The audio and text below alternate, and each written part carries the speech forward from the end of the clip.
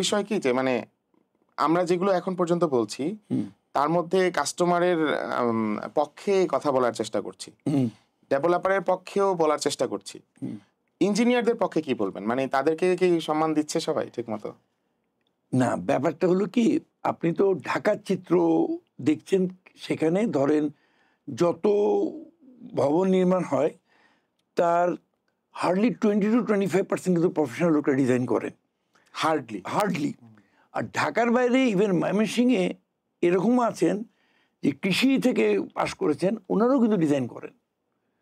কোনো বাধ্যবাধকতা নাই যে মানে এ করতে পারবে বা করতে পারবে না, সার্টেন চেক এই জিনিসটা নাই। আপনি যদি দেখেন, আমি কিছুদিন আগে আমাদের আইবিতে একটা অনুষ্ঠানে আমি বললাম, আমরা ধরেন পদ্মা ব্রিজের দিকে যাচ্ছি, শ্যামপুরের ওখান দিয়ে আপনি দেখবেন অসংখ্য বিল্ডিং উঠছে, সেম সাইজের বিল্ডিং, একটাতে দেখবেন যে কলাম সাইজ বড় মোটা মোটা রড, তার পাশে একটা বিল্ডিং হচ্ছে কলাম সাইজ ওর 4 ভাগে 3 ভাগ এবং রডগুলো ওর অর্ধেক। কি করে পাশাপাশি দুইটা জায়গাতে একই জিনিস হয়? তার ফলে ওই ভদ্রলোক সচেতন ছিলেন, উনি একজন প্রফেশনাল লোককে দিয়ে ডিজাইন করেছেন এবং ফিল্ড লেভেলে হয়তো সবাই ওনাকে নিয়ে হাসাহাসি করছে, কলমে এত রড লাগে, আপনাকে তো শেষ করে ফেলেছে, আপনি কি 40 তলা বিল্ডিং বানান? এগুলো না, আপনি যখন আমাদের একটা 15 তলা বিল্ডিং ডিজাইন করেছেন মর্নিং, যেই আসতো বলতো যে ভাই আপনার লিফটের যে রড গুলো আছে তা দিয়ে আপনার আমার তো 4 তলা 5 তলা বা 10 কাঠা বিল্ডিং এ হয়ে যাবে। তো আমি কি আর বলবো, দাঁত কামড়ে সহ্য করতাম। ওইটাকে আমরা বলি কোর হলো কিন্তু বিল্ডিং এর হার্ট।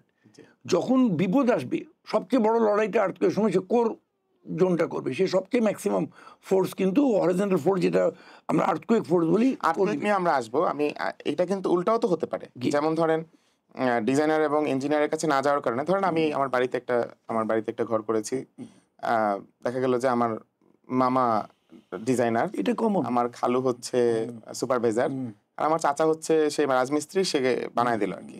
এই মামা চাচা খালু মিলে হচ্ছে আমার বিল্ডিং।